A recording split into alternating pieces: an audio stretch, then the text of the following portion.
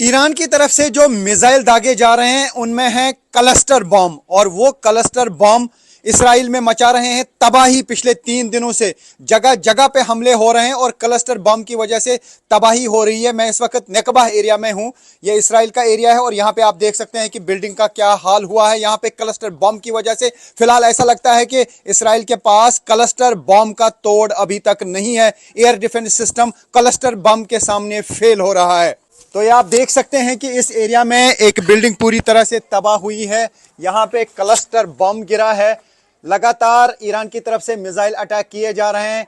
अली लारजानी के मारे जाने के बाद ईरान की तरफ से अटैक्स की फ्रीक्वेंसी इसराइल पे बढ़ा दी गई है और ये वो स्पॉट है जहां पे क्लस्टर बम गिरा है। हम देख रहे हैं आसमान में लगातार मिसाइल आ रहे हैं, लेकिन उसमें से जो बम गिरते हैं तकरीबन 5-6 किलोमीटर के एरिया में वो तबाही मचा देते हैं अलग अलग जगहों पे। एयर डिफेंस सिस्टम मिसाइल को इंटरसेप्ट तो कर पाता है, लेकिन उस मिसाइल से जो बम गिरते हैं वो अलग अलग जगहों पे तबाही मचा देते हैं। तो फिलहाल हम यही कह सकते हैं कि क्लस्टर बम का अभी इसराइल के पास तोड़ नहीं है और ईरान की तरफ से जो ये हमले किए जा रहे हैं ये यहाँ पे तबाही मचा रहे हैं और हम उसी स्पॉट पे हैं जहां पे क्लस्टर बम गिरा है। तो ये आप देख सकते हैं कि बिल्डिंग के अंदर क्या हाल हुआ है। पूरी तरह से ये बिल्डिंग जो है डैमेज हुई है, क्योंकि यहाँ पे जो बम गिरा उसकी वजह से ये बिल्डिंग तबाह हुई है। ऐसा लगता है कि अब ईरान की तरफ से वही वॉरहेड भेजे जा रहे हैं, यानी वही मिसाइल भेजे जा रहे हैं जिनमें क्लस्टर बम है, क्योंकि अगर ये मिसाइल इंटरसेप्ट हो भी जाता है लेकिन उसमें से जो बम गिरते हैं वो अलग अलग जगहों पे तबाही मचा देते हैं। तो फिलहाल ईरान के पास एक बड़ा हथियार साबित हो रहा है क्लस्टर बम, जिसकी वजह से इसराइल में काफी जगहों पर नुकसान हो रहा है। तो जो फ्रीक्वेंसी बढ़ाई गई है ईरान की तरफ से उससे काफी सख्ते में आ गया है इसराइल, क्योंकि काफी जगहों पे ये जो क्लस्टर बम गिरते हैं वो तबाही मचा देते हैं, जानी नुकसान भी करते हैं और माली नुकसान भी। हालांकि इसराइल के पास एक लेयर है एयर डिफेंस सिस्टम का। शॉर्ट रेंज मिसाइल्स के लिए उनके पास आयरन डोम है, उसके अलावा लॉन्ग रेंज के लिए एरो 3 है, डेविड स्लिंग है और थर्ड है जो यूएस का एयर डिफेंस सिस्टम है। लेकिन अगर सभी क्लस्टर बॉम्ब्स को इंटरसेप्ट करने के लिए इन एयर डिफेंस सिस्टम का इस्तेमाल किया जाएगा तो उसमें काफी सारा एम्यूनेशन खर्च हो जाएगा, काफी सारे मिसाइल्स और रॉकेट्स खर्च हो जाएंगे और इसराइल का जो डिफेंस सिस्टम है वो बहुत जल्द खत्म हो सकता है। तो ऐसे में एक बड़ा चैलेंज बना हुआ है इसराइल के लिए क्लस्टर बम। तो फिलहाल हम पिछले 3 दिनों से देख रहे हैं कि इसराइल में काफी जगहों पे नुकसान हो रहा है, माली नुकसान भी है और जानी नुकसान भी है, क्योंकि जो क्लस्टर बम आ रहे हैं मिसाइल में ईरान के वो अलग अलग जगहों पे गिरते हैं और काफी जगहों पे तबाही हो जाती है और वहां पर ना ही फौरन फिर टीमें पहुंच पाती हैं रेस्क्यू और रिलीफ के लिए और ना ही इंटरसेप्टर्स उनको खत्म कर पाते हैं। तो ऐसे में एक बड़ा सरदर्द फिलहाल बना हुआ है इसराइल के लिए क्लस्टर बम, जो ईरान की तरफ से लगातार आसमान में बरसाए जा रहे हैं।